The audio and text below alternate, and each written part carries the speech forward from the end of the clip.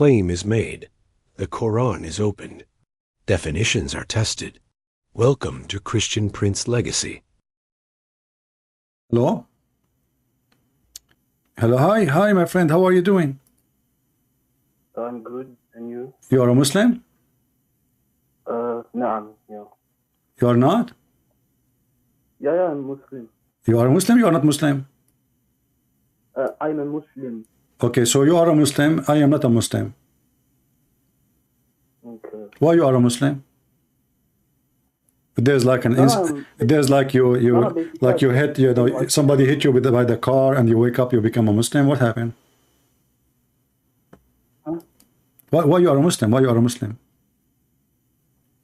Well, because I'm convinced. You are convinced? Okay, can you convince me? Go ahead. Can you speak louder a little bit?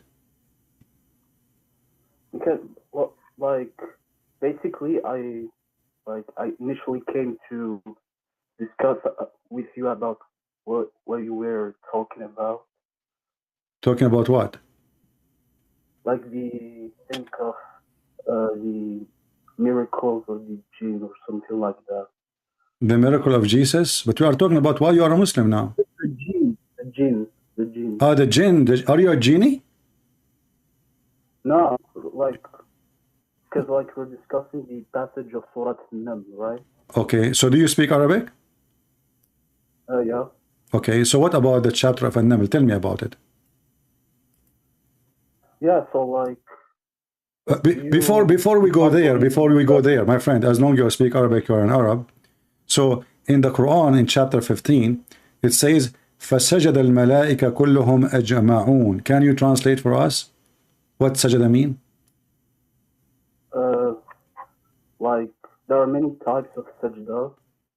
Tell me what, there is only one kind of sajda, but what sajda mean? Tell me. Well, when we speak about the sajda, like, related to Allah, it's a sajda of worship. Is it a physical thing or not?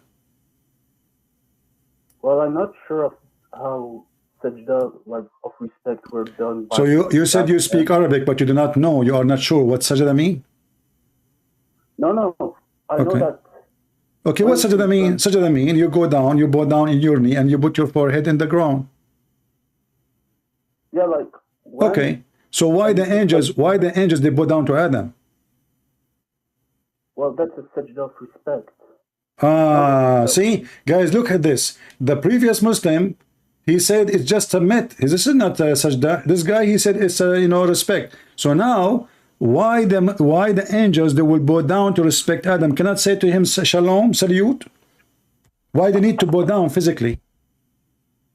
Well, I mean, that was a command of Allah. Okay, but why, my friend? Why? Adam is a sinner man. He's a bad man. Adam is not a good man. That's why he's kicked out from heaven. Is angels are bad in Islam or good? Is angels in Islam bad or good? Wait, I didn't hear well. Okay. In Christianity, we have bad angels. Like as an example, Satan himself, he used to be an angel, fallen angel. In Islam, there's no fallen angel. Shaitan is created to be shaitan. So I'm asking you now, why the angels bowing down to Adam? Adam is a sinner. When you bow down to a sinner, that means you are a very bad person too. So do you Muslim believe that angels are bad creatures?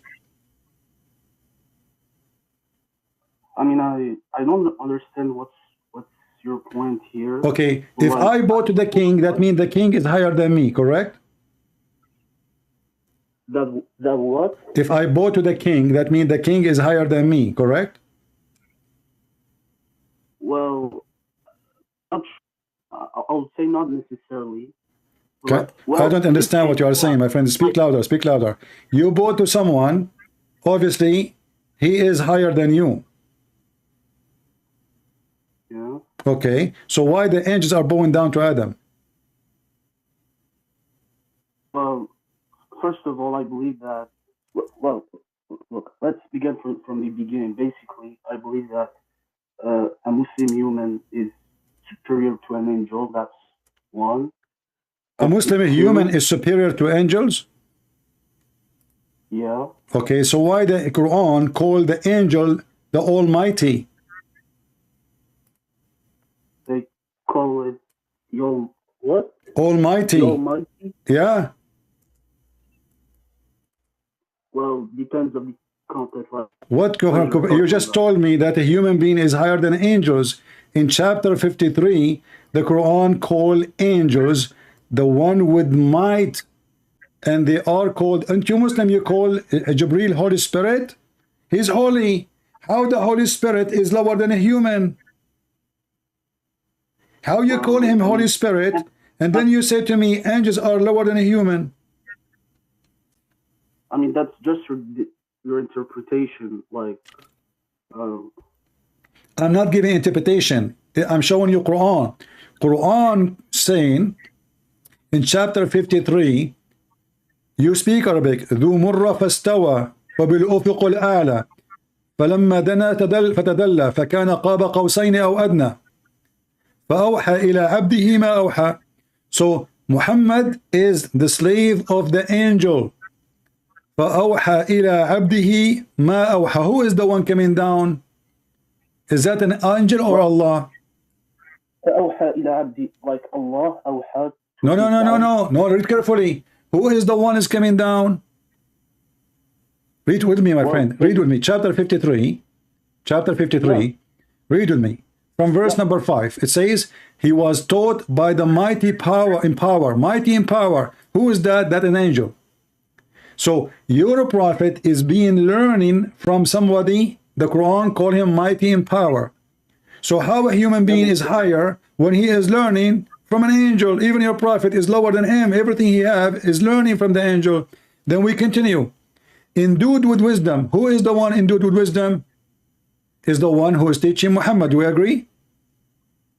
Yeah, but first let me come back to what you said. Like the verse of فَأَوْحَى إِلَى عَبْدِي مَا أَوْحَى. Basically, if you go to the tafsir, like it's فَأَوْحَى, like the abd of Allah. Okay, but nowhere it says Allah. You see, the Muslim, they try to fix it. They are the word Allah, because here there is a problem. Suddenly it says that Muhammad is the slave of the angel who came down. Because if we say this is the angel coming down, and then it says فَأَوْحَى إِلَى عَبْدِهِ, read with me. He came down. He used a rope to come down. Muhammad, he saw him in a chair between the sky and the earth.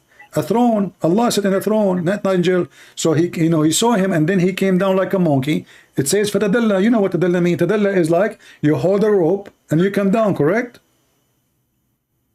Yeah. Okay. So your God or the angel coming down with the rope like a monkey, and then he came down and he becomes so close to Muhammad. فَكَانَ قَابَ قَوْسَيْنِ أَوْ أَدْنَى. He was in a distance of 2 bow length or smaller or nearer. And then right away it says, and then he did convey his inspiration to his slave. So the Muslim, to fix it, they add and they say, oh, this is here Allah. But nowhere it says Allah, nowhere it says an angel. Because now it's obviously this is Allah. Because if the one we are saying he is conveying to his slave, that means Muhammad is a slave of the angel. So now we have to fix it, and we have to add the word Allah. As you see, it's not in the Quran, correct? Okay, but like, why the tafsir doesn't say as I say, they are trying to correct. They are trying to fix it. Because now what when Muhammad, he said that, and then, okay, that's mean Allah. Because it says, after he came down, and now, why he get close to him? Okay, what happened next? He got close to him. Who? The person who came down. He became so close to him, and he conveyed to his servant, his slave, not servant. Ila abdihi. Abdihi is his slave. He conveyed to his slave what he conveyed. So who is the one is conveying? The one who came down. But the one came down, the Muslim, they say this is the angel. If it is the angel, then how then the language here using the word his slave? You cannot be the angel and you say Muhammad is the slave of Jibreel. So the Quran have a language problem. In Muslim, they try to fix it by adding words is not there. And you said to me that tafsir says, well, the tafsir have no right to say something is not there. I just said to your brother before, the one who called me from San Francisco, I said to him, let me show you the tafsir. He said, I don't accept. You are doing the opposite. Islam is like, you know, Islam is a moody religion. One he want tafsir, the one he don't want tafsir.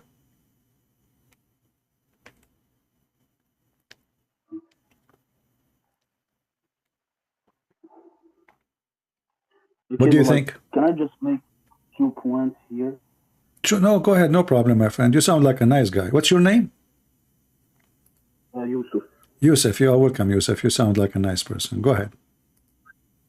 Yeah, so, like, just let me finish my thing. So, I wish your voice is more clear, because really I have difficulty to hear you. Okay, so, yeah, basically, like, first of all, as I said, the tafsir doesn't agree with you. And, like, basically, the way you're interpreting it, it's according to, like, your reading of the verse. Like, you cannot interpret the verse without going to the tafsir. But my friend, but when the Quran was sent down, there is no tafsir is written. Yeah, but the tafsir, like, are based from the aqwal of the salaf. Okay, but that means that you Muslim, you don't follow the Quran, you follow what somebody else said, not what Allah said. Allah never said this is Jibreel. Allah actually, he said, the Quran saying this is the mighty in power, and he is the one who inspired. Jibreel never inspired Muhammad. Who is the one he inspired? Is it Jibreel or Allah? Well, basically, Jibreel, okay, through him that the revelation is done, but at the end of the day, like the revelation originally came from Allah. Okay, I want to go with you. The word wahy, what the word wahy mean? Basically, revelation.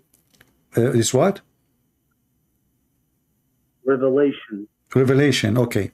So, wahy in Arabic mean inspiration, not revelation. Okay. Do you agree? I mean, I'm not sure the difference. You can open dictionary. Wahy is inspiration, not revelation is scriptures. Okay. I mean, okay. Okay. Inspiration is when somebody speak to you in your mind. Is that correct? I mean, I don't really know the difference between those. No, wahy, you are an Arab, I am an Arab, so now we know what wahy mean. Wahy is to receive inspiration directly to your mind, not somebody come to your door and knock at the door, say, hey, Abdul, I have a letter for you. That is not inspiration. Do we agree? Yeah, but like here we say that it's Jibreel who came up with. No problem, but look, here it says it is a wahy. Wahy is not a delivery. Wahy is when God communicate directly with the man he chosen to be a prophet or a messenger, etc., and he convey to him, to his mind, to his not even by talking. You see, when God he spoke to Moses, we cannot say this is wahy because he spoke to him. Wahy is word of God come into your mind without seeing God, without talking to God. God, he spoke to you in your mind. That is a wahy. If God, he spoke to you, saying to you words, and you heard by your ears, and you have a delivery in front of you, a person, that is not a wahy. That is a delivery. So when a messenger of a king, he is sent to other king, can we say he delivered to him wahy or he delivered to him letter, message? That is a message. Yeah, but like, okay, I assume that when it comes to Allah, and like it's a different term and conception. Okay, if there is any other prophet in Islam, he received delivery with the angel Jibreel except Muhammad? Well, I mean, I know some people like Maryam. Maryam is not a messenger. Yeah, but I mean, she's still considered as, well, first of all, some people, I believe, like Ibn Hazm, consider her as a prophet. Well, I mean, Maryam that's is a just prophet, man. Maryam is a prophet. What is her prophecy? She is a lady. She received a message. She will have a baby. That's it. That is not a, that is a message. So there is no need for God to inspire her, for she is not a message. She will have a child. That's all. So the only person in the Quran, the angel came to her. One verse says angels, other verse says one angel, but no problem. But says to her, you will have a child. But this is not a wahy. Wahy, you know, like even if we go there, it doesn't say the word wahy, Allah awha ila Maryam. No. okay. Okay. But So the only I mean, one, huh? yeah, I just said that it would be really nice if you could maybe provide references or aqwal from scholars that confirm what you say. Well, there is no need for scholars, because if any of them, you should know them there too. If there's anyone says that Jibril come to other prophet, okay. When Jesus he was born, did Jibril came to Jesus and said to him, "I will give you the Bible"? I'm not sure. No, Jesus he spoke in the cradle. You know that, right? Yeah. Okay, so there's no Jibril. When Moses he have the Ten Commandments and the Torah according to Islam, according to the Quran, Allah gave him, which is written by his hand. This is why you Muslim you call Moses Kalimullah, correct? Yeah. Okay, so Allah spoke to him. He spoke. He did not say Jibreel. So Allah he speak to Zechariah. Allah speak to Moses. Allah speak to Isa. Allah speak even to Shaitan, but he don't want to speak to Muhammad. Yeah, but he spoke to him in the Isra and Mi'raj, like on this. That's not true, because Muhammad, if he spoke to him, that means he met Allah. Muhammad never met Allah. I mean, it's like My friend, if I show you the hadith, you will say to me right away, I don't agree with it, because that means Allah is a man. You say that he was wearing shoes, you know, the hadith, the one Muslim quote, Allah wearing shoes, he have curly hair. Huh? Is that correct? I think I have an idea of what you're talking about, but like I don't think this is like related to what we're talking right now. Well, we are just trying to figure out what this guy before you he was saying, but now it looks like you want to back up before we finish it, because the story of saying that Muhammad he received inspiration is a false, because Muhammad never received inspiration. He received delivery. A person come to his door. Even the hadith says that once the angel he was coming to his house, he could not get in because there was a dead dogs under the bed of Muhammad. Is that correct? Like that the angel like give him things from that Allah told him. Yeah, that's correct. Okay, but why an angel cannot deliver the message of God because there is a dog inside? Because there is what? Why the angel, if this is inspiration, how an inspiration can be affected by a dog? Well, I mean, what's the issue? Like, angels don't like animals and things that might be dirty. That's all. Well, is a human being is it clean? Human being is more dirty than a dog. Yeah, but like this is things that, like you cannot figure out. This is okay. Like, are you saying to me that the angel he will get sick if he get inside the house because there is a dog inside? I don't know. Like, maybe it's like toxic for them, or I don't know. So now, if the angel of death wanna come and take my life, I can have a dog and I will live forever because he cannot get in. No. Yeah, but like there are many types of angels. So the angel of death, he can get in, but Jibril cannot. But I thought Jibril is the most powerful. Yeah, but like he doesn't have all the. I mean, again, it depends of your abilities and your duties and all what Allah gave you as. Okay, so Allah, when He created the angel Jibril, he made him weak when it's come to dogs, correct? He made him what? He made him weak. He weak him so weak, like he cannot really. When he see a dog, like he will do poo. He like do a dog. I cannot get in. You know, right? He gets, you know, he have a phobia. Allah created him with this phobia. It's not weakness. It's So what it is? Why he cannot look? The hadith says Muhammad said to Jibreel, "Okay, I was waiting for you, man. Where you been?" He said to him, "A puppy." A puppy. It's a puppy. It's not even a big dog. It's a puppy. It's a cute puppy. And if the dog is dirty, why Muhammad have a dirty dog at home? yeah. Like, well, I think I know this hadith. First of all, I think he entered by accident, like they didn't know. And Okay. second, as I said, yeah, like angels, like there are things that us human we can't figure out about dirt, things that angels consider as dirty. Yeah, my But friend, hold on. I mean, in the house, there's a bathroom where people do poo-poo.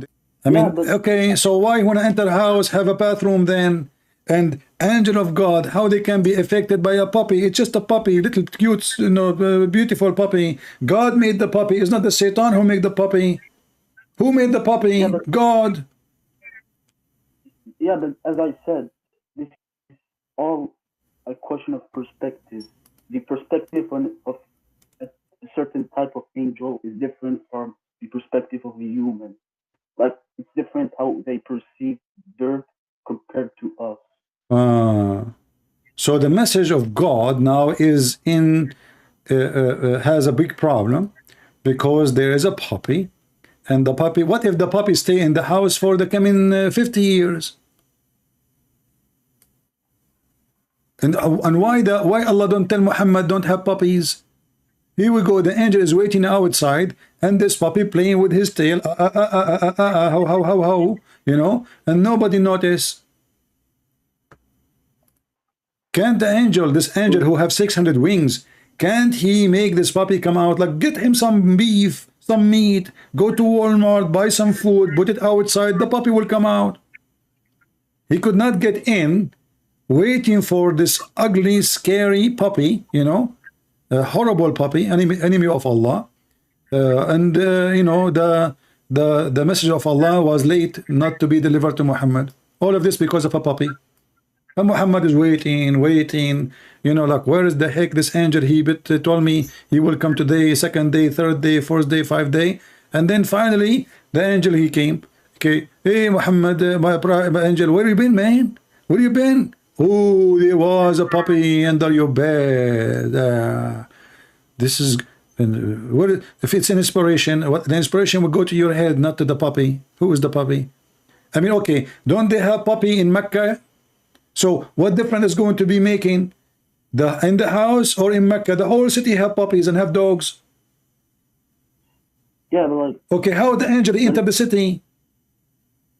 yeah, but it's different in the house. And again, it's Why it's different in the house? There is dogs everywhere. The whole town have dogs. So why it's different in the town? well, this is because this is what Allah commanded, and this is what it's in the hadith. And like, I just want to tell you, like, Yeah. in Islam, you must not look at things if you don't understand them in a human perspective. Like, Human perspective. Okay. You must look a bit more. Okay. If can Allah come to my house if I have a puppy? But like, since when Allah come? Can Allah come to my house if I have a puppy? Who will win, the puppy or Allah? I have a house and I have a puppy in it. Do Allah dare to enter the house where I have a puppy in? Or he don't dare? Well, I mean, first of all, Allah doesn't incarnate on earth. Like, we don't believe in incarnation. Well, are you sure? Well, yeah. Okay. Isn't it your prophet, he says, Allah, he come every third part of the night? Yeah, this is in the, like, I think it's the Sama al-Dunya. Okay, but that means he incarnate because now he is going inside his creation. Isn't it the Sama al-Dunya is his creation? This is not incarnation. He just, like, moved. but he stayed the same. Okay, do you see my screen? Yeah, I mean, I see a puppy. Okay, I want to show you something. Then you said to me, Allah don't incarnate, correct? Yeah. All right.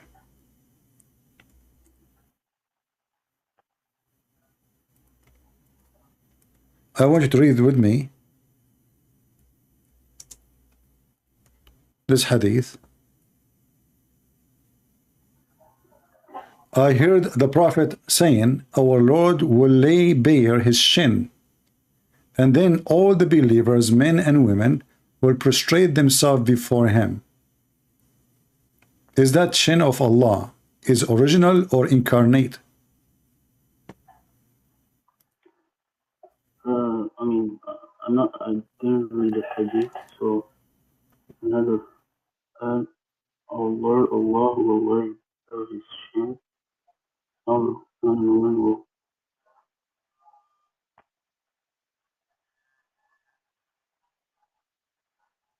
Like, is it the saq thing? Saq, yeah, saq. This is in the Quran too. Okay. So what's the problem? Allah have a shin. You said to me, Allah don't incarnate. Allah have a physical. Allah is a physical being. He have 5 fingers. He have 5 fingers. He have 2 hands. He have a shin. He have a foot. Yeah, this is his original form. Oh, this is original. Okay, so guys, so this is original. So Allah is a creature who have body. Well, like, kind of, yeah. Okay, who is the one who created the shin of Allah for Allah?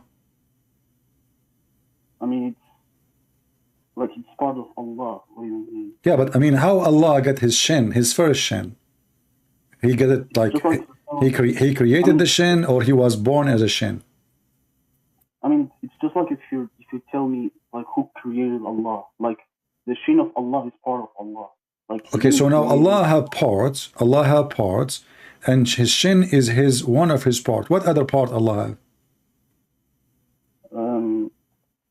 I mean, I believe he has like 2 right hands. Okay, why he have 2 right hands? What? Why he don't have like one in the left and one in the right? Why he have 2 right hands? I mean, because this is the reality. This is reality. Okay, so don't you think this is a defect maybe by birth? Because now, like, if I hit Allah, if I am in his left shoulder side, I hit him, he cannot hit me back because he have 2 hands in the right side. In the left, he is exposed. He cannot protect himself. So why Allah, he needed 2 hands in the right side, and yet he have 0 hand in the left side. And now, because we have only 2 hands in the right, that means Allah have right and left, he have front and back, and there is only a misbalance, 2 hands in the right. Yeah, but like, again, right now you're like portraying Allah in your mind. Like, it doesn't work like that. When we say he has 2 right hands, yeah, like we don't necessarily mean that it's on the same part. Like, we just don't try to imagine it. We have. Why we cannot? If Allah he says hands, that means they are hands. That's it. He told us to imagine it because the word hand is an image. You see, yeah, all our language, all our words is nothing but images. We don't have really language in our brain and head. We have letters connected to images. So when I say chair, I have an image in my chair, in my head of a chair, and then a word next to it. It's how to write that image, how to describe that image. But it is an image. So when Allah he says he have 2 hands and both of them they are right hand, we know what right mean. We know what hands mean. So don't tell me the hand mean leg and the leg mean nose. When Allah he says hand, that means it's a hand. Yeah, but like, as like, I mean, I also have a book with me, like the Aqidah of Ahlul Hadith. Like, as it says as the ulama says, like, this is just like this. It's the same terms, like the term of like the hand of the creator and the hand of the creation, like. Compare it. Like, okay. And you cannot imagine it. You cannot imagine it. Okay. Well, how we cannot imagine it? He just told us a hand. That's it. The second we say hand, we imagine. I mean, you see those scholars, they are just trying to make a philosophy out of nothing. He said it's a hand. It's a hand. What do you mean you cannot imagine it? Did Allah say he cannot imagine it? He just said nothing like him. So maybe he is bigger, no problem. Maybe he is smaller, no problem. Maybe he's a micro Allah, no problem. But I am nothing like me too. There's nothing like you, nothing like me. Every one of us is different creature. Nobody is like anybody. Even twins are not the same. In the hadith, my friend, it says, Allah will come to them in an image, in a creation other than the one which they knew. So when Allah he come to you in an image which you do not know, Allah, he changed his image. You heard this hadith before? Wait a sec. Let us find it. Allah. Wait, where did you stop? Allah will come to you in a look other than the one you know. That means Allah is always do incarnate, and he changed his look. You said to me, Allah don't incarnate, correct? Yeah, I mean, all right. Doesn't change. Read with me. You know Arabic. It says, تبارك فيأتيهم الله تبارك وتعالى في صورة غير صورته التي يعرفون. Do you see it in Arabic? No, I don't. He come to you in a surah, in an image other than the one you know. So as you see, Allah not only he incarnate, he even play games, he changes look.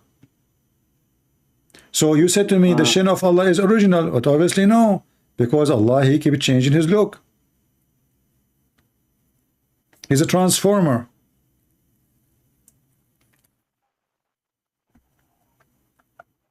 Do you see it or no? Yeah. Okay. So Allah himself is playing games. And now I want to ask you then, as long Allah, you said to me his shin is the original. So now what Allah will do with the original shin when he change his look? Is he going to put the original shin in the closet? And then he will make a new one? And then when he is done, he come back to the original one? I mean, it doesn't say those, like, it doesn't say how it will happen, so. Exactly. So, but the only thing we know that he changed his the way he is. So there is nothing is original. How you know now the shin is original? Because as you see, Allah will come to them in an image other than the one they know. Which one you know? You said to me nobody knows how Allah look like, and now your prophet saying he will come to you in an image other than the one you know, and then he will come to you, and then you Muslim, you will accuse him to be shaitan. He will say to him, Allah, we seek refuge from you. We seek refuge from you to Allah. They think he's shaitan. Just because he changed his look like he came like something ugly. So how the Muslim they say that Allah is not a man, Allah is not the devil, Allah is not a goat, Allah is not Jesus, and then we find that Allah, it can be something very ugly, obviously, to the point the Muslim, they consider him shaitan when they saw him.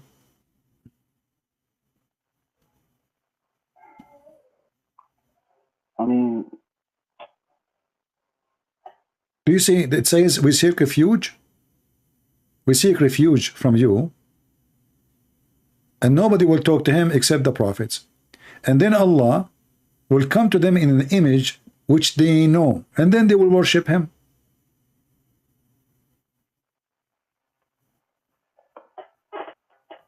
I mean, yeah, but again, like, you're just making too much, like, portraying, and yeah.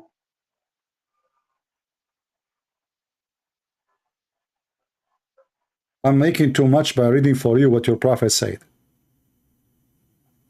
and making you think this is too much. Because here we find that everything the Muslim they say to us about their God, it turned to be a lie. Your God is not a spirit, and your God does not have a spirit.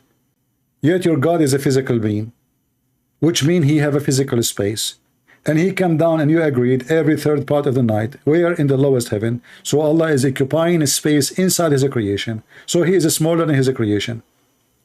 And then you Muslim, you say to me, how God can enter his creation? Then we find that Allah himself is inside his creation. In fact, he is inside his shin. Do we have a chest? You say, I do not know. Do we have a waist? You say, I do not know. So we have a shin, we have a foot, we have 5 fingers, we have 2 hands in the right. So we have a shin God, have 2 hands in the attached to the shin. If I decide now to draw your God, based on what your prophet said, and I'm not making fun, I'm just using the description your prophet is using, we will find a very funny description. Because what is this? How this can be from God? It cannot be from God. Are you with me? How this can be from God? I mean, this is God. The Muslim, they have imaginary image of their God, and the second we question this imaginary, they get upset. But we are not the one who is saying this imaginary. It's your prophet who made it. I will draw your prophet imaginary about his God, and now we cannot say even this is imaginary, because Muhammad, he claimed, he speak of knowledge, correct? He's not imagining, he is saying what Allah told him through the angel Jibreel, correct? Yeah, but like, so now you're criticizing our conception of no, I'm not criticizing, I'm just showing you how Allah is. So this is, Allah is a shin, and this shin have a foot, okay? And then he don't have shoulder. He have a face. So that there's a face here in the top of his shin. He have 2 eyes. And then he have 2 hands in the right side. Only in the right side. And in each hand have 5 fingers. Correct? Well, this is your God. Not true. What do you mean not true? This is your God. Your God does not have shoulders. He have 2 hands. He have a shin. He have a foot. He have no ass. He have a face. That's your God. Man. What do you mean? No. I mean, this is what. Okay. Do you have any part I did not add? Give it to me. I will put it in the picture. Did Allah he say he have an ass? No. Did Allah he says he have a shoulder? No. Did Allah he say he have anything except what I mentioned? A shin, 1 shin. He did not even say 2 shin. 1 shin, 2 hands, both of them in the right side, 2 eyes, a face. Is there anything else missing? As I said, man, just don't imagine it. Like why, my friend? You keep saying to me, don't imagine it, but Muhammad, he gave a description. He just did. By saying he have a shin, he have a foot, he have a face, he have 2 eyes, he have 2 hands, and he even count for us how many fingers. And then you say to me, don't imagine it. How in the world? Like, if somebody commit a crime, the police, they have somebody is specialized to listen to you, and then he will draw how you describe the person. So Muhammad described this person, Muhammad himself, Allah himself, he described to Muhammad how he looked like. And then you keep saying to me, don't imagine it. I'm not. It's your God who said that. Yeah, but like, if, for instance, I tell you someone is named Allah or Yahweh, like, does this necessarily mean that he has to be a person or creature that you could imagine? My friend, I do not need to imagine. As an example, when we speak about God, we say Jesus come to us, so we know he came as a man. That's it. There's no need for imagination. But now your God himself, he described himself, and you Muslim, you wash your hands. The second we say, okay, he have a hand, he have a foot, he have 5 fingers, he have 2 eyes. Okay, why Allah have 2 eyes? Why he have 2 hands? You cannot answer. Why he have 1 shin? Why he have a foot? You see, when we say foot, it's mean he walk with it. When we say shin, it's mean he use it to connect to his foot. When we say hand, it's mean he grab things with it. When we say eyes, that's mean he see with it. Right? Okay. But like, again, like, your argument might work against like a sect in Islam. I think they're called the Mujassima.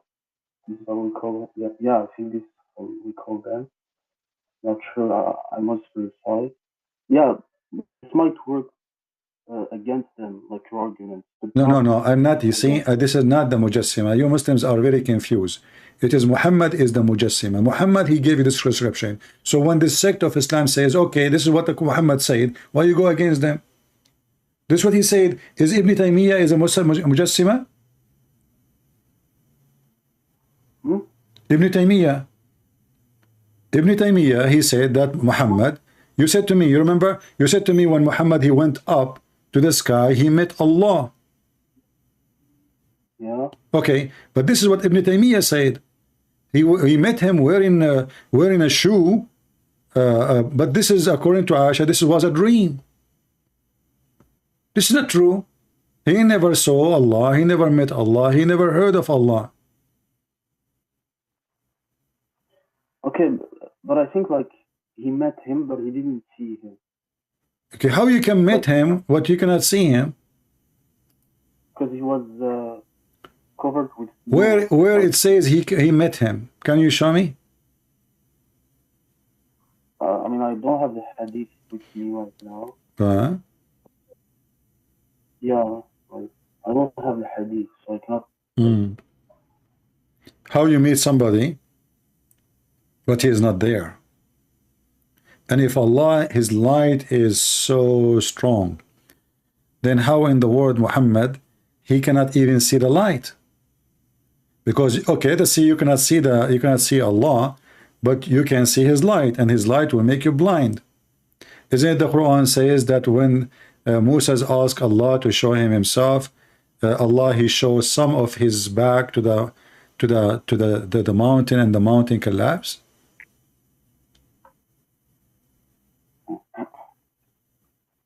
The mountain destroyed?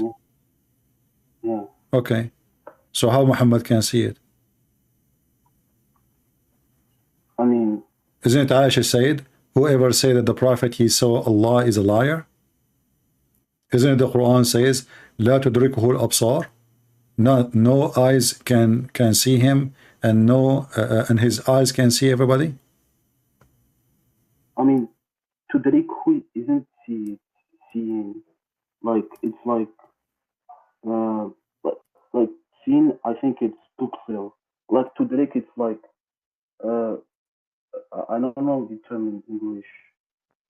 Tudrikhu, it's mean no eyes can grasp a scene of him, cannot see him. No eyes can see him. No vision can. No, I mean, I can explain in a few words. Like tudrikhu, basically, like it cannot enter. Like your mind or your your mind cannot like fully this is not about mind, my friend. This is absar, tudrikul absar. No vision can reach him, but his vision can reach everybody. This is what the Quran is saying. You can open any interpretation. Yeah, but no, like when we speak about the my friend, the hadith says Muhammad, he saw only light. He didn't see Allah. He saw only the light of Allah. Do you know this hadith or not? Yeah. Okay, so he did not see Allah. He never saw Allah. He never met Allah. He saw a light, but the light of Allah supposedly is here. Isn't it the Quran is the light of Allah? Isn't it all the light is the light of Allah? Isn't it that the kuffar, they try to distinguish the light of Allah? So in the hadith says, Muhammad, he saw nothing. Any Muslim claim that Muhammad he saw or he met Allah, he is lying, because nowhere it says that. Here we go. I asked the Messenger of Allah, did you see the Lord? He said, his light only. How could I see him? How could I see him? I saw just the light, his light. So he never met Allah. Yeah, because Allah was covered by the light. Okay, how he is covered, but he saw his light? If he is covered, the light is covered. No, but like you can see the light, but you cannot see Allah. Okay, that's mean he never met Allah. No problem. So Allah is covered by what? By hijab. Is that correct? hijab of light, yeah. Hijab, okay. How Allah is hijab is a cover for the hair, or hijab is a curtain? I mean, it's just covered, like you cannot see him. Okay, no. Hijab. Is it a curtain or it is a cover for hair? Because Muslims, falsely, they are using the word hijab for the scarf the woman she put in her head. Do you agree? Muslims always, they have false teaching. Hijab is a curtain or it is a wall between you and something else. Do you agree? Yeah. So why the Muslim, they fool themselves, they say hijab is a scarf? Because if Allah is speaking to Musa from behind the hijab, that means he's a woman. No, when we say a woman like has a hijab, Yeah. basically, so this hijab, so in this case, this scarf, like My friend, I never saw a Muslim, he know his book. Nowhere in the Quran it says hijab is a scarf. Hijab is something you put between you and other person, not in the top of you. Yeah, I know. Like the term hijab can be different depending on the context. No. Always, here we go. The Quran in front of you.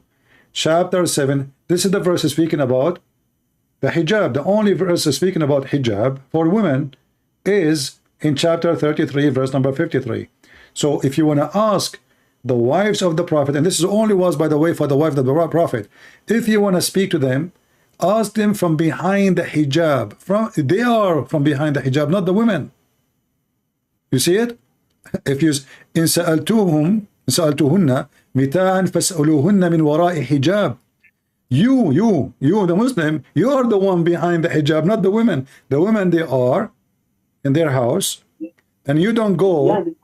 Yeah, so the hijab is can be a door, can be a wall, can be a curtain. That is hijab. Can be many things. Like no. It have to be something between you. This is why it says behind. Wara is you.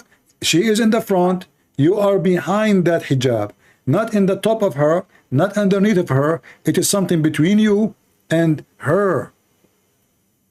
Yeah, but in the case of the scarf, like it can be a hijab. No, my friend. Nowhere in the Quran it says wear a scarf. Can you show me? Well, it doesn't say scarf. See, so it says from warai hijab, and you can read the story. He's asking them not to enter the house. They are inside the house. They are not naked. The women of Muhammad, they are not naked. He is saying if you want to ask them from behind the hijab, which means from behind the door, from behind the wall. Say, hey, the wife of the Prophet, is the Prophet here? She answered from behind the wall saying, he is not here. He is with Aisha. So now you don't enter and you are speaking from behind the hijab. Hijab never was a scarf. And this is why you see Allah himself, he speaks from behind. Always you will see behind. Why it's behind? Here we go. Chapter 42, verse number 51, it says, no one can speak to Allah except from behind. The Muslim translation saying veil. Veil is not a scarf.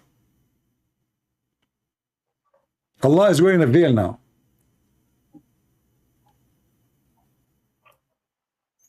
Well, yeah, like. And look with me. Look what this verse is saying. You remember we spoke about inspiration and wahy? Remember we spoke about wahy, correct? Look what the translation is saying. So it is not given to any human that Allah should speak to him unless it be by inspiration or from behind a veil. No one can see, and always he is behind something. So Muhammad never met Allah, because to meet Allah you have to be nothing between you and him. That is meeting. Otherwise I did not meet him. If you speak to me and I'm not in the front of you, this is not a meeting. And then it says either by inspiration. So Muhammad, all his Quran supposedly is wahy, inspiration. But the second you start studying, you will see that Muhammad never received inspiration. It was only delivery from the angel Jibreel. So Muhammad using the wrong word in the Quran. He should not use the word wahy. He should say message, either by messaging he received from me through my angel, or from behind the veil. But both of them Muhammad never did. He never received inspiration. He was receiving delivery from the angel Jibreel supposedly, and he never spoke to Allah from behind the veil. This is why only Moses is called Kalimullah. Kalimullah. Muhammad is not Kalimullah, because if Muhammad he really spoke to Allah, then Muhammad is Kalimullah. Do you agree? Yeah, but like. Okay, what Kalimullah? What Kalimullah mean? What Kalimullah mean? The one who spoke with Allah. Thank you very much. Why this title is given to Moses? Because Muhammad did not. Because if Muhammad did, then Muhammad is Kalimullah too. Do you agree? Yeah. Okay, so Muhammad never spoke to Allah. Muhammad never spoke to Allah, and never spoke Allah never spoke to him. So the verse here confirmed that Muhammad never have any connection to Allah, because he never received inspiration. For inspiration is God communicating with you directly, not through an angel. Speak to your mind, or from behind a veil. Muhammad did not speak to him from behind the veil, and Muhammad never received inspiration. So Muhammad is a false prophet. This verse alone is enough to prove everything about Muhammad. Yeah, but there is a verse which says, وَمَا كَانَ لِبَشَرٍ أَن يُكَلِّمَهُ اللَّهُ إِلَّا وَحْيًا أَوْ مِنْ وَرَاءِ حِجَابٍ. My friend, I'm reading it for you. This is the verse I'm quoting, chapter 42, verse number 51. Ash-Shawra, chapter of Ash-Shawra. This one you are quoting, chapter 42, verse number 51. It's not for a human to speak to Allah, or to meet Allah, except to speak to Allah, unless from behind, or either by inspiration, or from behind the hijab. Okay, but Muhammad did not do any of those. He never received inspiration, because inspiration is not a guy coming to my door delivering me a message. If God himself come to me and he spoke to me, this is not inspiration. Yeah, but like what we do with the many ahadith where we clearly see Jibreel alayhi salam coming to the Prophet. But my friend, this is Quran now. Quran saying Allah will never do except one of two. But none of those happened to Muhammad. Muhammad did not receive an inspiration. If I come to your door and I give you a delivery, this is not inspiration. Do we agree? Yeah, but like hey, this is not inspiration. So how you call the Quran inspiration? The Quran is a delivery, it's not an inspiration. Angel came to Muhammad, he squeezed him 3 times. We do not know why, and nobody can explain why. And then he started giving him delivery.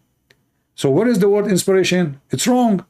The Muslim, they say, and you speak Arabic, Quran is perfect in Arabic, but you know that the Arab, they laugh at the Quran, and you are an Arab, I am an Arab, we are laughing now, because how it is an inspiration, yet but Muhammad never received an inspiration. Muhammad received delivery. The word wahy only can be used if someone received through his mind, not by voice, not by, if a voice can speaking to me, this is not inspiration. If a voice speaking to me, if I heard somebody, he's talking to me, this is not inspiration. I heard him. If I saw somebody and he spoke to me, this is not inspiration, this is a vision. If I heard no voice, but except in my mind, that is inspiration. Okay, but if I go with you and say that, what do you say, inspiration is like dreams? That's an example. That's what you're saying? No. Inspiration right now, like I'm talking to you, and God decided to speak to me in my mind. Okay, don't yourself, sometimes you speak to yourself like you're thinking, correct? You think. All of us, we do that, right? So God, he can talk to you by in your mind. Hey, you know, Abdullah, do this.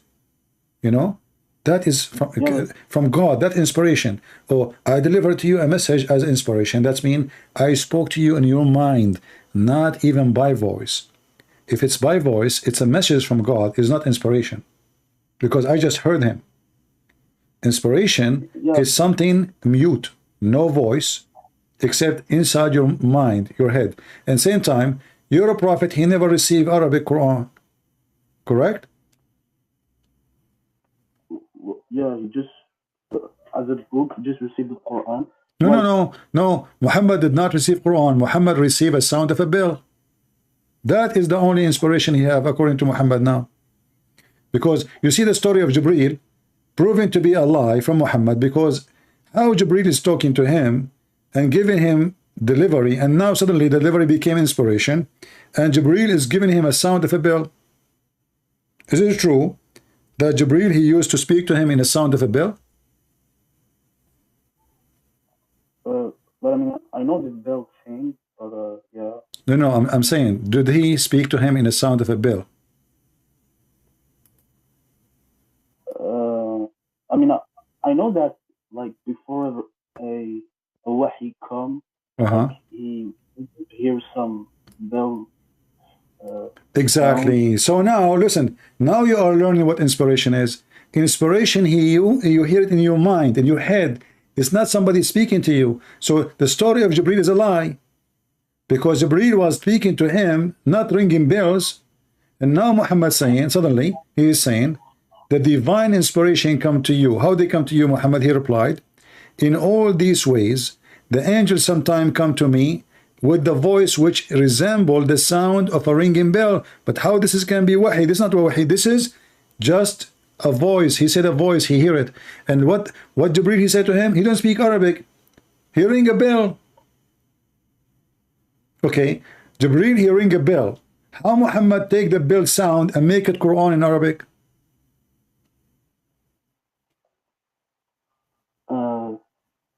Like here doesn't necessarily say that like when the bell come, like it's necessarily the Quran.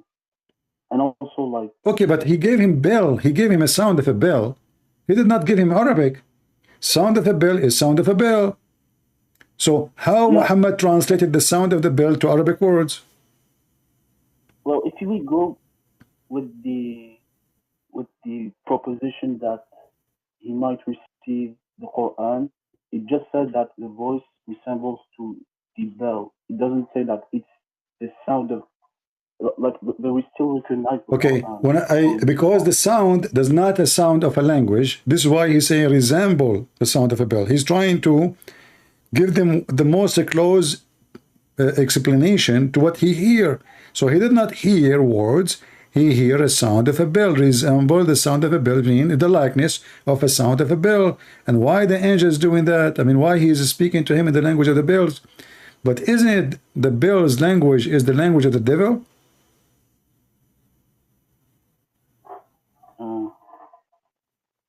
Is it your prophet, he said, that angels don't like and they will never accompany somebody? He have a bell sound with him? Well, here the sound of the bell isn't the bell of this world. Well, he said bell, my friend, bell is a bell. Why Muslim they have always two bell of everything? We say a shin, they have two shin. We have hands, they say two, there's other hand. We say fingers, finger is a finger, hand is a hand, shin is a shin, face is a face, eyes is an eyes. And you know what? Now bell is not a bell. It's a sound of it's a sound and it's a bell. Sound of a bell. And your prophet says angels will not accompany somebody.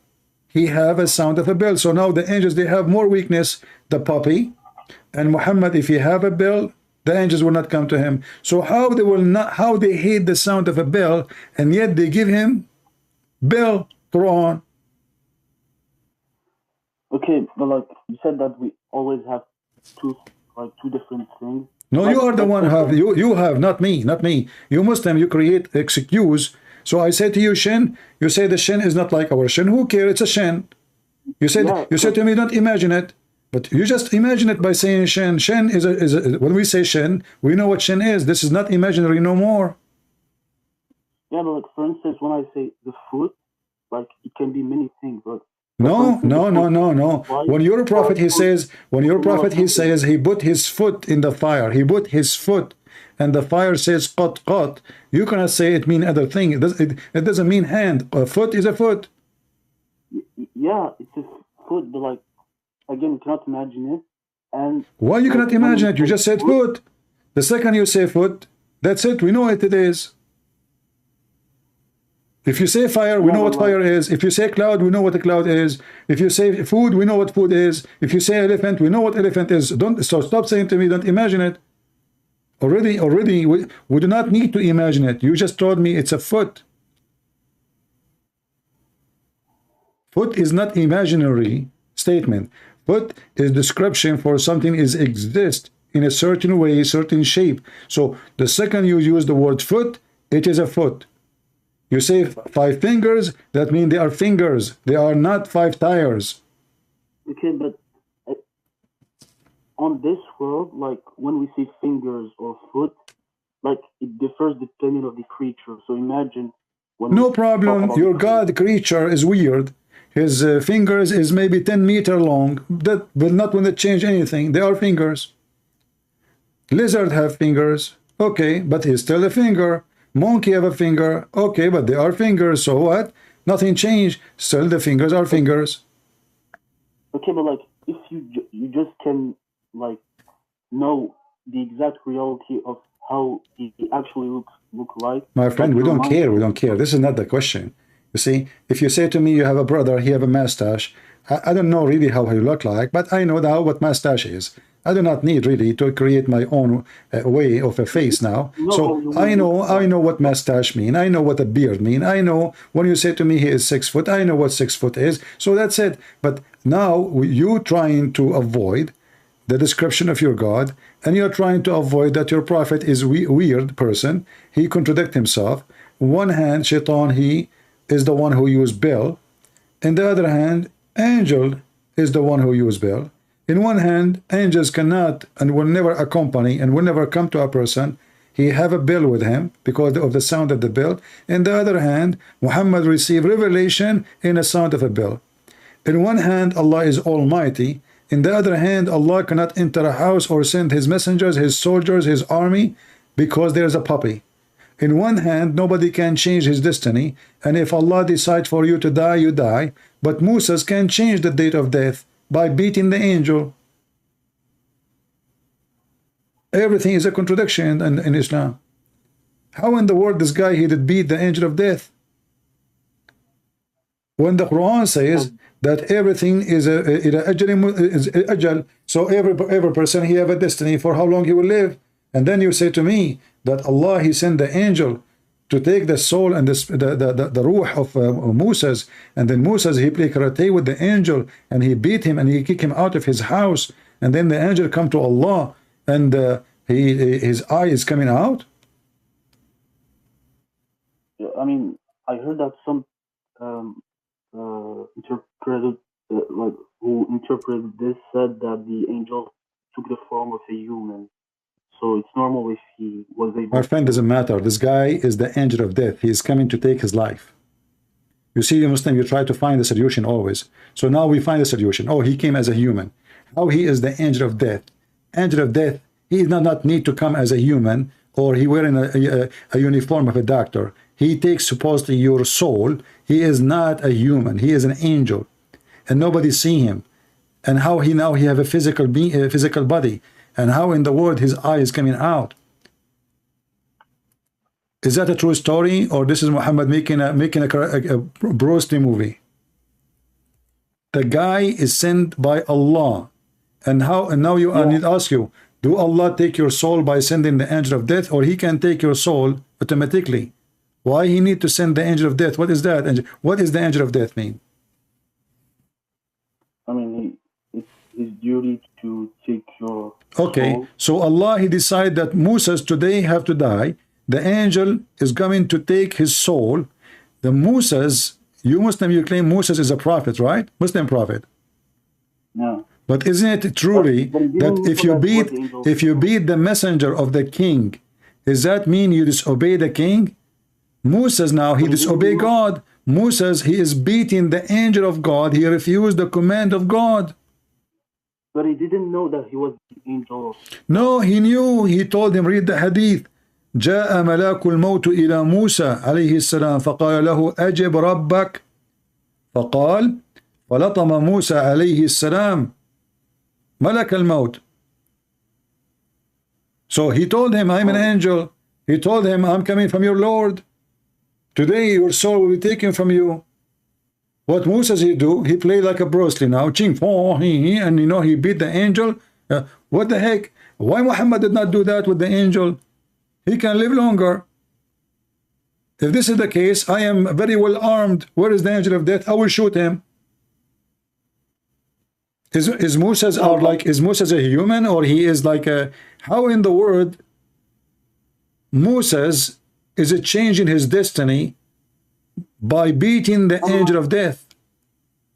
Like, but at that exact moment, like, it wasn't the, like, at that day, Musa alayhi salam was supposed to die, but when the angel of the death came at the first time, like, it wasn't at that time that the soul of Musa was supposed to be taken. So, like, Allah planned all that. So are you saying to me, Allah, he sent the angel of death, and then he inspired Moses to beat the angel of death, and then the angel of death came to Allah, his eyes coming out, because this was the plan of Allah?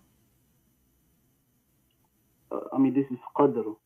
Yeah. What is this movie for? So guys, what our friend here is saying, Allah, he wrote a destiny for Moses, that when the angel of death he come to him, Moses will beat him, and he will make his eye come out, and then the angel will come to me, and I will fix his eye, and then I will send the angel back, and I will say to Moses, put your hand there in the top of the ox, and then whatever hair is there, you will live in the same. So this is all is a movie drama.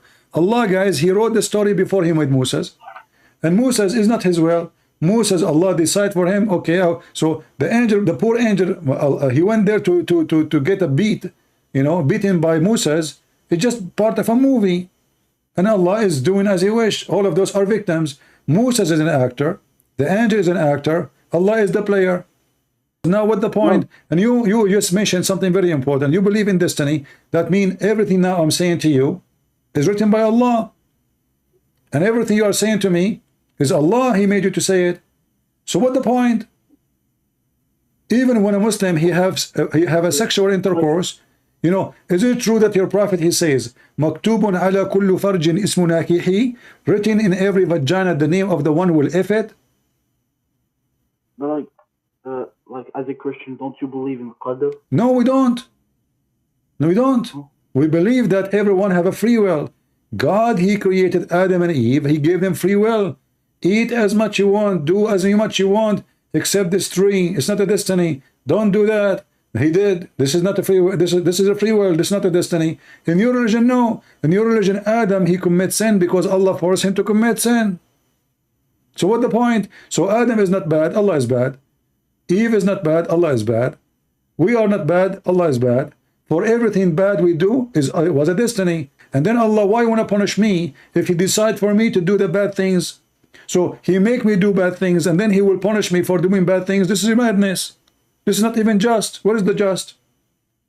Okay, but this is something concerning the qadr and Allah. I cannot question it. No, you cannot question it. I can, because I have a brain. Okay, but like, so if I go with your perspective, then even God in your religion created Satan, created bad No, people. my God, he did not create Satan. You are wrong. My God, he created an angel. The angel, because he have a free will, he decided to disobey God. Okay, In your religion, Allah created Iblis. Iblis, he worked for Allah and he is a Muslim. Isn't it the Quran says Iblis is a Muslim? He was a jinn before. Well, yes, he's a jinn. No, he's a jinn, but he's a Muslim. Yeah, he was a Muslim. No, he was not. He is still a Muslim. No, right now he's not a Muslim. Okay, read with me this verse then, my friend. Here we go. I will show you a verse on the screen. Give me a second, and you read it in Arabic. Okay.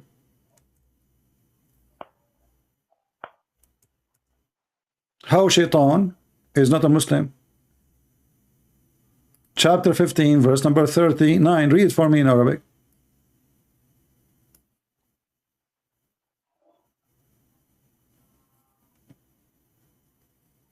I don't see it.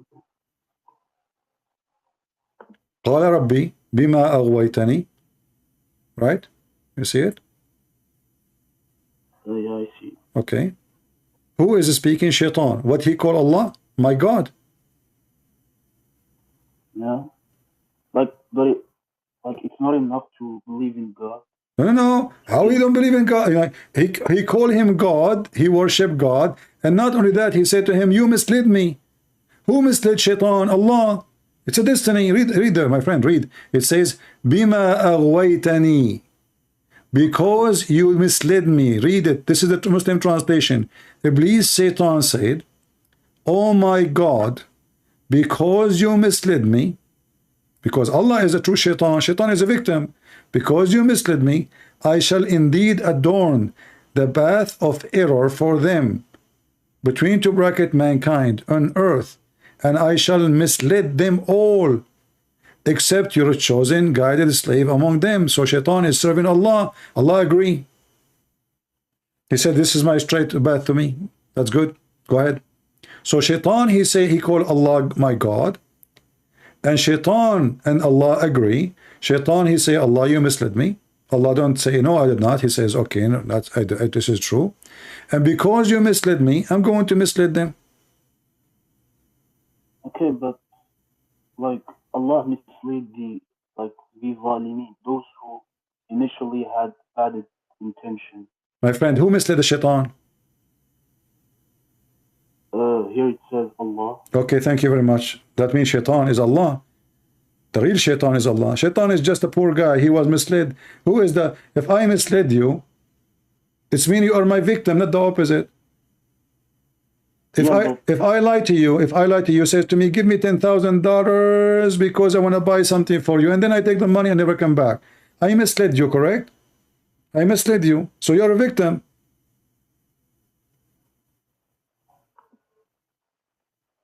So Shaitan in Islam is a victim of Allah. The real Shaitan is Allah. Iblis is a poor guy.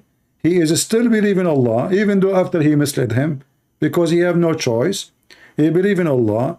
He worship Allah. And he said to Allah, okay, as this is what you wish, you misled me, I will mislead them. Allah, he says, good for you. Go ahead. And they made an agreement. I will mislead only those who they are not chosen by you. How you can mislead someone? He is already misled, because the one is chosen by you already. It says, except illa ibadaka minhum al-mukhlisin, except your slave among them. Well, but how you misled someone? He is not a slave of Allah. You cannot mislead him, because already you are misled. If somebody is not a Muslim, how he will mislead him? He is not a Muslim already. He is misled already. I mean, the statement is written by a mentally ill person. How I can mislead someone? He lost the way already. Isn't it Islam is the true way? Okay, so I will mislead those who they are not Muslims. Okay, but those are misled. In order to mislead somebody, he have to be now in the state of not misled. If he is already misled, you cannot mislead somebody is misled. Like you say to somebody, I want to make you have cancer, but then the guy already have cancer. So you do not give him a cancer. He have cancer already. So Shaitan will mislead those who they are already misled. But like, is it problematic for you that God can mislead? My friend, your God, it's not a problem for me. It's a problem for you. God, he guide. God don't mislead. Jesus, he said, I came for the sick, not for the healthy. What does that mean? The sick, he's not a doctor coming, he's opening hospital. No, he came for the one is misled, so he can lead them, not the opposite. Your God, he come to mislead. Everyone is misled in the world is misled by Allah, because Allah misled Shaitan, and then Shaitan, he misled everybody else. But because we believe in destiny as a Muslims, now we believe that Shaitan and a human being, they are misled by Allah anyway. Like, I think even God in either in Judaism or Christianity also, I think he misled as well. No. I can give you an example how God can mislead. As an example, when all the Arab, they attack Israel, and the Israeli have only 4 airplanes, only 4. And the Arab came from every country in the world with arms and etc. God, he made Israel have a victory. It's not the Israeli. How? Because Israeli are a small army, tiny. The Arab, they thought that this army have a lot of airplane, but 2 of them, they stopped working from the first day. There's only 2 left. And the Arab army, by hundreds of thousands, if they continue to Jerusalem, they will take it for sure. And they stop and withdraw and run. So their evil misled them. And God did not let them do their evil plan. And the Israelis survived. Then the Muslims, they decide to do second war. And then the Muslims decide to do third war. And each time they come, God protect Israel, and the Muslims are defeated miserably to the point they lost Jerusalem, and they lost a great part of land. Even the Egyptian, they lost the Sinai, and the Syrian, they lost the Golan Heights. So you came swarm like locusts from every direction.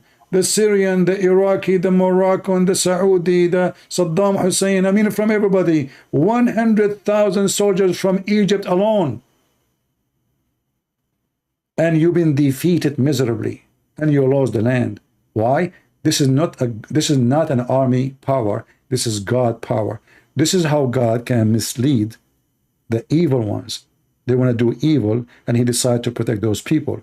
And if God, he decides to protect them, not the evil of Muhammad, not the evil of Allah, not an evil in any word, can make it happen. If God is with me, if the Lord is with me, no one can be against me. This is what the Bible says, my friend. Anyway, I want to say thank you for being here with us. You are a nice person. You can call me next time, Yusuf. All right? All right?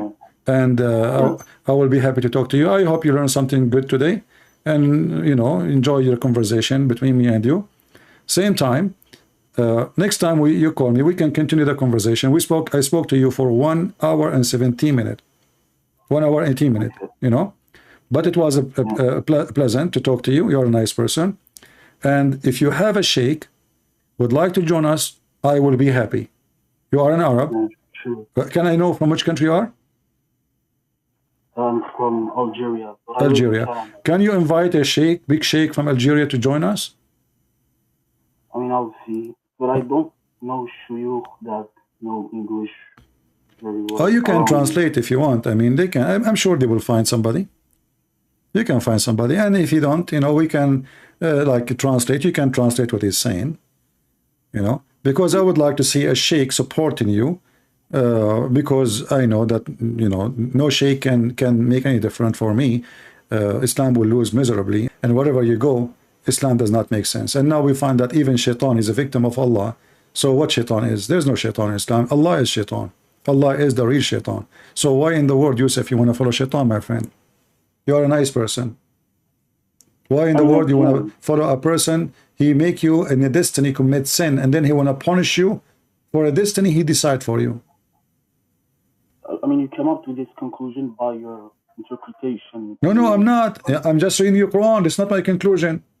Allah is shaitan. Shaitan is a victim. The word shaitan does not fit with the Iblis. Iblis, he did nothing. Iblis was misled.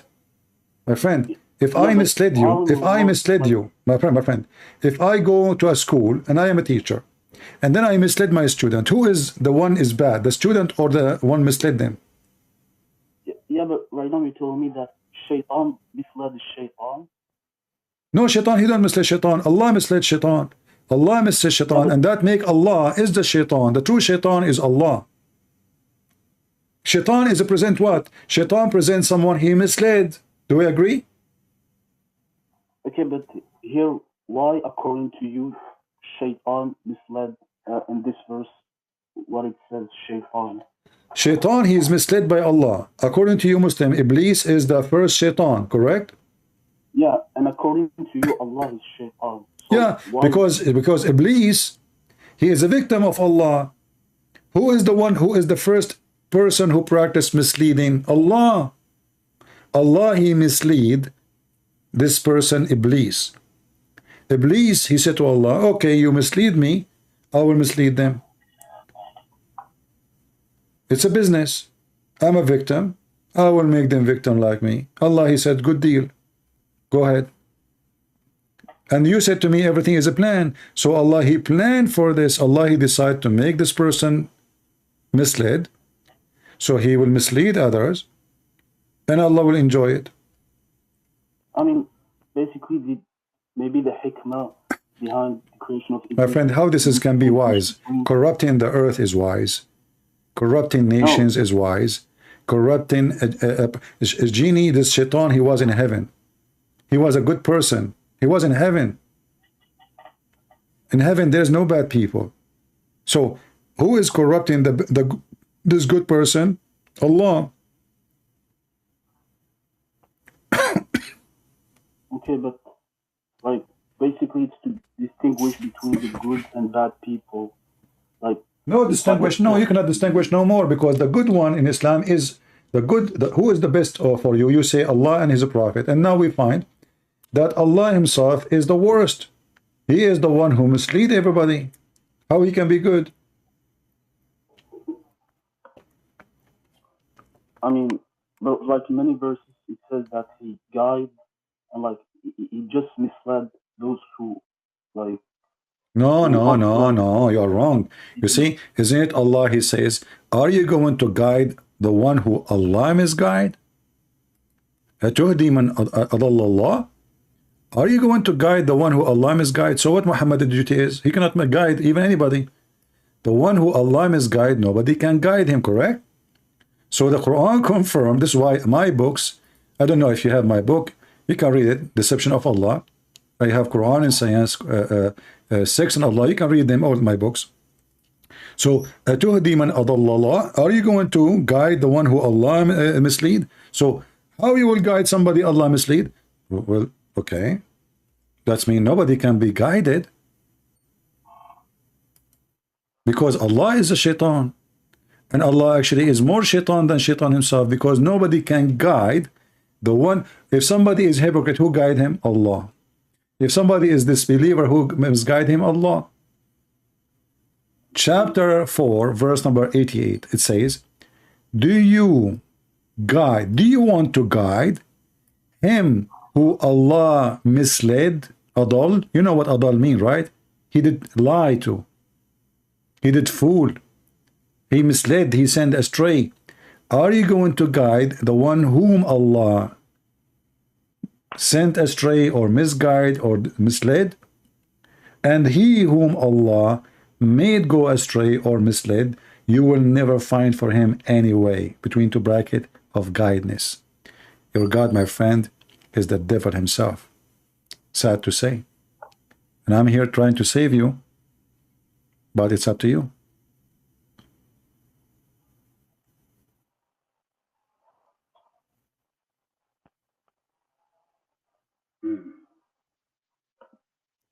What do you think? Do you like to leave Islam today, my friend? I'm still not convinced. Sorry. Okay. Yeah, like. So you want to worship the devil? You want to see? You know, it says in front of you. Do you want to guide him who Allah misguide? You know, Jesus said, "I came for the sick, not for the healthy. But the one is healthy is healthy." Yeah, but like, even in the Bible, God misled.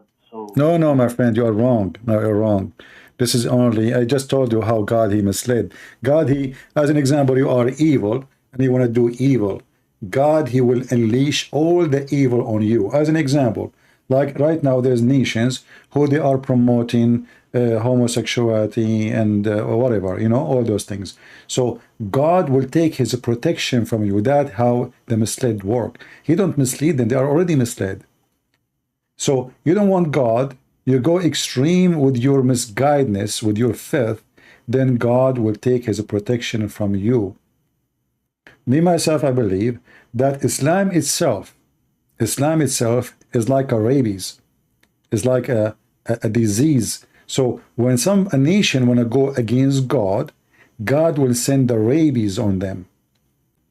Any nations go against the people of God, God will unleash all the evil of the world on them by doing what? Doing nothing except taking his protection. You don't want me? No problem. Your walls aren't protected. Your windows are open, and I am not there for you. Deal with it. And then you will find yourself fighting all the evil source in the world. This is how God in the Bible works. In your religion is the opposite. Your God, he is inside your house to mislead you, not to guide you. Your God, he sent shaitan even to target his prophets. Every shaitan is appointed by Allah. Is that correct? I mean, I'm not sure what you mean, but like shaitan can be used as a test. No. Shaitan is an employee for Allah. What test? Test. I mean, do we need to be tested every day? I mean, we are. That's it. We have all kind of temptation around us. We do not need Mr. Shaitan. We do not need him. We can be tested by money. We can be tested by sex. We can be tested by power. We can. I mean, we do not need Shaitan to test us. There's tests around us every day. But Shaitan in the Quran is appointed by Allah. Is that correct? I'm not sure what you mean by appointed. Isn't it Allah says that Allah وَكَذَلِكَ جَعَلْنَا لِكُلِّ نَبِيٍّ عَدُوًّا شَيَاطِينُ الْإِنسِ وَالْجِنِّ. We made for every prophet enemies from shaitans and from mankind. Who is the one who appointed them? Allah. So even if somebody is is against your prophet, is appointed by Allah. Even if shaitan is against your prophet, is appointed by Allah. So who is the shaitan? Who is the head of the shaitan? Allah. Allah, he is a command. He is the command of Satans in the world. He appoint. He have a command room. He say, hey, shaitan number 17, you go to Christian Prince. Shaitan number 18, you go to Yusuf. Shaitan number 20, you go to etc. Allah is the one who appoints shaitan. Shaitan is not appointing himself. He's not doing voluntarily. Shaitan is sent by Allah. He worked for Allah. Okay, look, let me explain. Basically, how I believe is that the shayateen, like, are in earth, as I said, as ibtila, or to distinguish the believer from a non-believer, and also, so in this case, why Allah. My friend, doesn't matter. You see, you're not listening. Yusuf. Yeah, Yusuf. Ya Khoy. Isma. It doesn't matter. It's a test or not. Still, shaitan is a victim. Shaitan, he have no choice. Allah sent him. It says in front of you, Allah, he appointed shaitan. Allah, he sent shaitan to you. Look, why you want to do that? You say to me, this is a test. Well, don't Allah, you just told me it's a destiny. So what test? It's a destiny. Everything you do is already pre-written. There's no test. It's already known by Allah. No. There's the huge difference between known and destiny. Destiny is not about being known.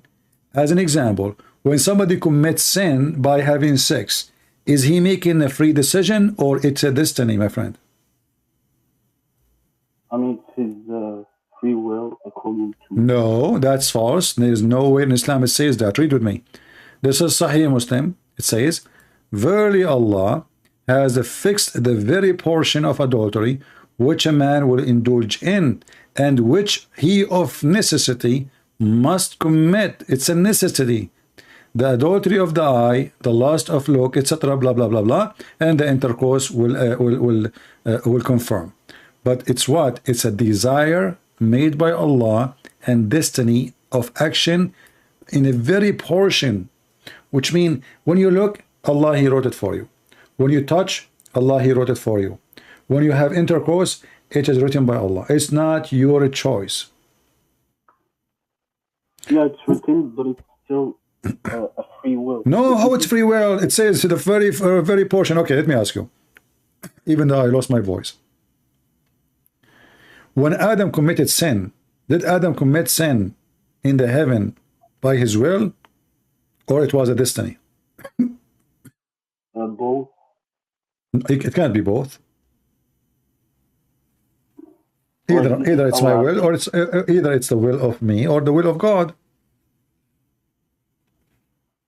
Yeah, look, basically there are three types of Muslims. There are the Qadariya, No. Don't tell me three Muslims. I don't care about three Muslims. There's no three Muslims. There's Islam only. I don't believe in this garbage. So tell me, when Adam he did, is your prophet? He's one of the three too. Your prophet is your prophet. So your prophet described the sin of Adam. Adam did not choose to commit sin. Moses, he said to Adam, he said to Moses, sorry, Moses says to Adam, because of you, Adam, we are out of heaven. Moses says to him, answering, Adam said to him, do you blame me for something Allah he wrote for me in my destiny 40 years before my creation? So what Moses is saying, you know what? Because of you, we are out of heaven. What Adam saying back? How you blame me? Don't you know that this was a destiny? So what it says clearly that you cannot blame Adam for his sin, for the sin was nothing but the plan of Allah. It was a destiny. And your prophet said that Adam he overcome Adam, and he repeat that 3 times. So Adam overcome Moses by his argument. What is the argument? Can you blame me for something written in my destiny 40 years before my creation? So, you know, when Muslims do not even understand what we are talking about, because nobody want to read, nobody want to study, nobody want to go deep in what he's saying. It's a destiny.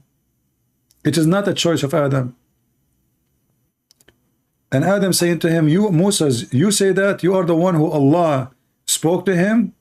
You blame me for what Allah wrote for me, which I have to commit. So we cannot blame Adam for his sin according to Islam, because it was not his sin. If it is his free will, then we can blame him. Read carefully with me. Does it say in front of you? Adam said to Moses, Allah selected you for his direct conversation with you and wrote with his own hand the Torah for you.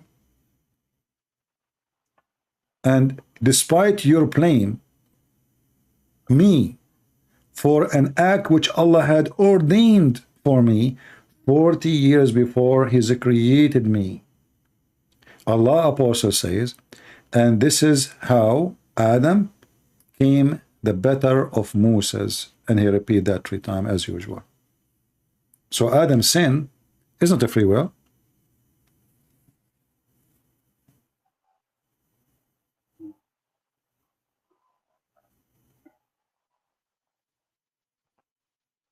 And your sin is not a free will. What goes for Adam goes for you.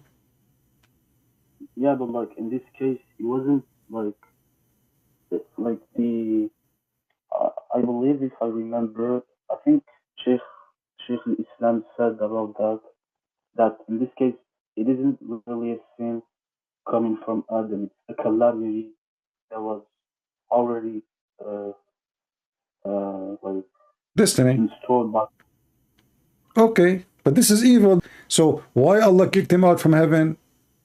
And why Moses, a Muslim prophet, yet he don't understand how Muslims they say Moses is a prophet, yet he don't understand what Adam is saying. Why Moses accusing Adam? Look like Moses is a Christian person, because this is what the Christian believe. The Christian believe because of sin of Adam. This is what original sin. Because of Adam's sin, free will, by free will, he was kicked out, and we are his children, so we are out. We are born out. So this is what the Christian believes. So Moses cannot be Muslim. For Moses, and this is after death, Moses and Adam are debating in heaven. So Moses, he spent his life as a Muslim according to Muslims, and yet he don't understand that this is destiny. Adam teaching Moses. Allah never taught Moses. So now, because we know that Adam and Moses never met, how they will meet? Where they met now? This is in heaven supposedly. Moses and Adam, which is very funny, because according to Muhammad, every prophet is dead, and he will be the first one to be resurrected. So why Moses and Adam are in heaven now? But anyway, the more your prophet he speak, the more he make disaster, and the more we help us to make Muslims agree to leave Islam and save them. And I hope, my friend, you will be saved and you will leave Islam soon. Why I'm going to be punished for a sin? It's a destiny. There's a video of Mufti Menk. You can watch it. Search Destiny Mufti Menk. You will see speaking about a thief brought to the Caliphate Umar. The thief, he said to the Caliphate, why you want to punish me for something written in my fate, in my destiny? Mufti Menk, he says, the Caliphate Umar was smarter than him, and he said, well, it is a destiny for you to steal, it's a destiny for me to punish you. Madness. And even Mufti Menk, he said, this is a good argument. If you look at it, very good argument. Why I want to be punished? It's a destiny. So the thief is not a thief, the adulteress is not adulteress, the kafir is not kafir, for this is destiny and Allah playing with us.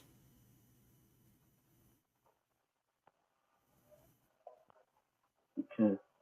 But again, as I said, like, you didn't let me explain the Okay, my friend, you can explain to me next time we go live, because it's getting very late for me. It's almost 12 p.m. So I'm here for many hours, and my throat is really hurting. So I'm happy to talk to you, my friend. You can call me next time. Anytime I go live, feel free to text me and I will call you. All right? All right. Take care. Yourself. Bye-bye. The caller claims confidence and knowledge of Arabic. A simple test is given. Sujood. The answer hesitates, then changes. First, sujood is physical, then symbolic, then respect. But the Quran is clear. Angels bow physically to Adam. This creates a theological problem. If bowing means lowering oneself, then Adam is placed above angels. Yet Adam is a sinner, and angels are described as pure. To escape this, the claim shifts. Humans are higher than angels. So the Quran is opened again. Chapter 53. Muhammad is taught. The teacher is mighty in power. An angel instructs the prophet. If Muhammad learns from an angel, he is not above the angel. Hierarchy collapses. To repair the damage, tafsir is introduced. Words are added. Meanings are supplied from outside the text. But a perfect book should not need repairs. The discussion moves to wahy. In Arabic, wahy is direct inspiration, not physical delivery. Yet Muhammad describes delivery. An angel appears, speaks, leaves. Later, revelation becomes a sound like a bell. No words, no language. So a simple question is asked. How does a bell become Arabic scripture? There is no answer. Next, angels are examined. Powerful beings, yet unable to enter a house because of a puppy. Revelation is delayed. Not by disbelief, by a dog. An angel with immense power is stopped by an animal. Logic fails again. Then Allah is described. Hands, fingers, a shin, a foot. Physical attributes are affirmed, then immediately denied. Do not imagine, the caller says. But language describes reality. Words mean something. Hadiths are read. Allah appears in different forms. Changes appearance, is mistaken for something else. A God who changes form is not eternal truth. Finally, the Quran admits Allah misleads. Shaitan confirms it. Allah does not deny it. Misguidance becomes divine action. Destiny removes responsibility. Punishment remains. By the end, the defense is gone. Only confusion remains. Islam is tested by its own sources. And those sources do not resolve questions. They multiply them. Truth stands under scrutiny. Falsehood collapses when questioned. For God is true, and every human being a liar. Romans 3 verse 4. Subscribe to Christian Prince Legacy, where beliefs are tested and truth is not protected by silence.